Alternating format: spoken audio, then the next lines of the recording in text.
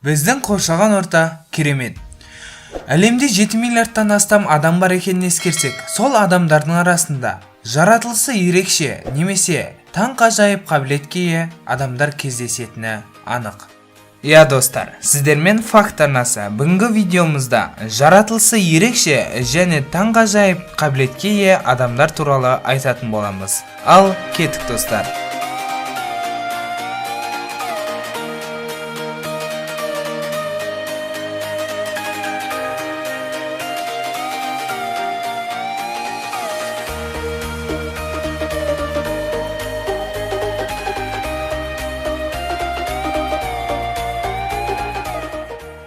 Бүгінгі біздің бірінші кейіпкеріміз Стивен Уилчер.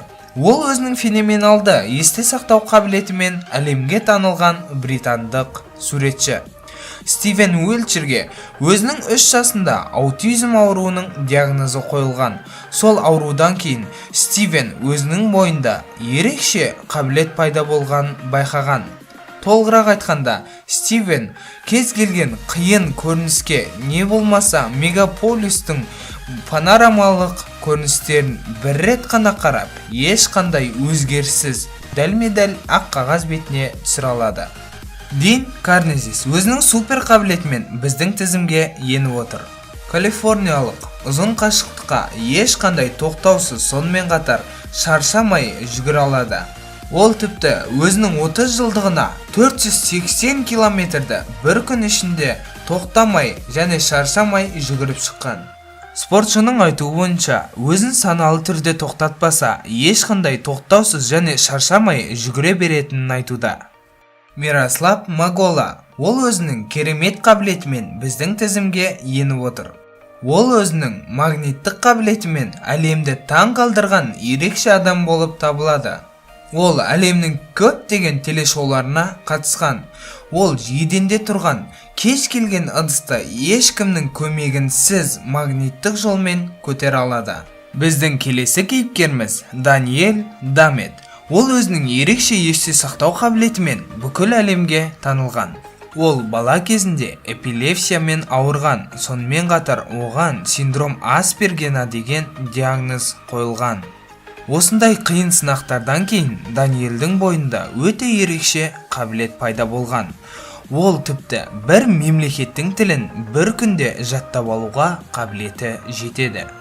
Біздің мына кейіпкерімізді танымайтындарыңыз аз болар. Өзінің Геркулес атты лақабатына ие болған мына жасөспірім бала өзінің өте мықты физикалық денесімен әлемге танымал болды. Ол өзінің 3 жасынан бастап жаттығулар жасауды бастаған.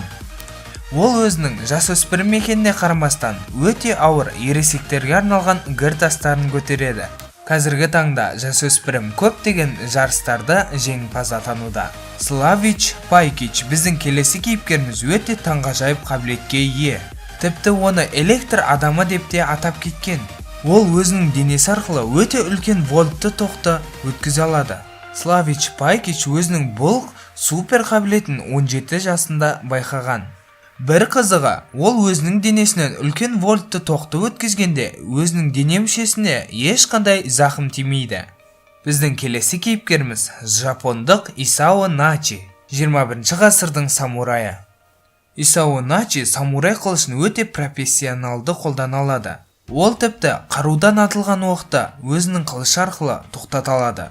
Ол өзінің бұндай қабілетіне қарқынды жаттығудың арқасында жеттім дейді. Біздің соңғы кейіпкеріміз Стивен Северенсен, тіпті оны дельфин адам деп те атайды. Ол су астында 22 минут бойы шыдап тұра алған. Ол сол нәтижесі арқылы Гиннестің рекордтар кітабына енген. Достар, бүгінгі видеомыз соңына жетті. Егерде видео ұнаса, лайк басып, арнаға тіркелуді ұмытпаңыздар. Қош, сау болыңыздар.